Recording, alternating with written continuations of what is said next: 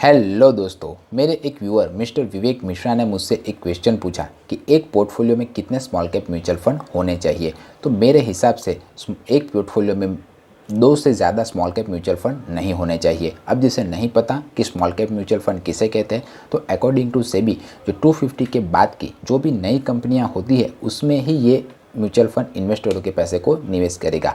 अब छोटी कंपनियों में निवेश करने के कारण ये जो म्यूचुअल फंड होता है वो काफ़ी ज़्यादा रिस्की म्यूचुअल फंड होते हैं। अच्छे मार्केट के टाइम में ये म्यूचुअल फंड आपको अच्छा खासा रिटर्न्स लाकर दे सकते हैं, पर अगर मार्केट में डाउनफॉल हुआ तो ये म्यूचुअल फंड आपको लॉस भी करा सकते हैं। तो ये बात आप ध्यान रखिएगा।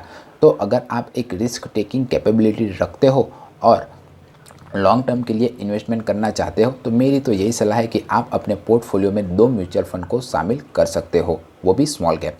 और हाँ, जो भी दो स्मॉल कैप म्यूचुअल फंड आप चुनो उसके पोर्टफोलियो ओवरलैपिंग को चेक ज़रूर कर दीजिएगा। पोर्टफोलियो ओवरलैपिंग से मेरा मतलब है कि उन स्मॉल कैप म्यूचुअल फंडों के बीच में किन किन कंपनियां कॉमन है, और वो पोर्टफोलियो ओवरलैपिंग 20% से ज़्यादा नहीं होना चाहिए, वरना वो दोनों म्यूचुअल फंड एक जैसा ही रिटर्न्स आपको लाकर देगा, ये मेरी गारंटी है।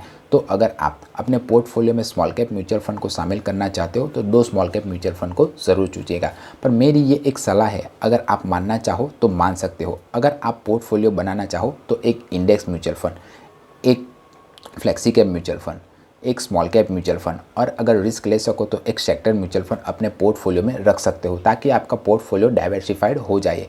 क्योंकि जितना ज़्यादा पोर्टफोलियो आपका डाइवर्सिफाई होगा तब मार्केट डाउनफॉल होगा, तब वो आपको पैसा सही जगह पर इन्वेस्टेड रहेगा और नुकसान होने के चांसेस भी कम रहेंगे। क्योंकि हमारे बड़े बुजुर्ग कह गए हैं कि सारे अंडों को एक टोकरियों में नहीं रखना चाहिए। तो उसी तरह से सारे पैसों को एक म्यूचुअल फंड में निवेश करने से अच्छा है कि आप अलग अलग जगह पर अपने पैसों को डिवाइड कर दीजिए।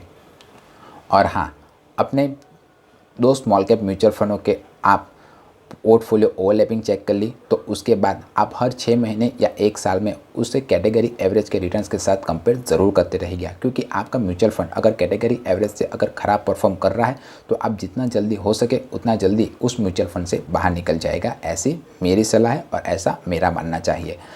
अगर आपको आपके क्वेश्चन का आंसर मिल गया हो तो एक लाइक बनता है, और जिन्होंने भी चैनल को सब्सक्राइब किया है दिल से मेरा थैंक यू, और जिन्होंने नहीं किया हुआ है वो आराम से कर लीजिएगा, क्योंकि आपका ही चैनल है। आप यहाँ पर जो पूछना चाहे पूछ सकते हो और मैं यहाँ पर उसका आंसर देने की कोशिश ज़रूर करूँगा। मिलते हैं अगले वीडियो में, तब तक के लिए बाय बाय।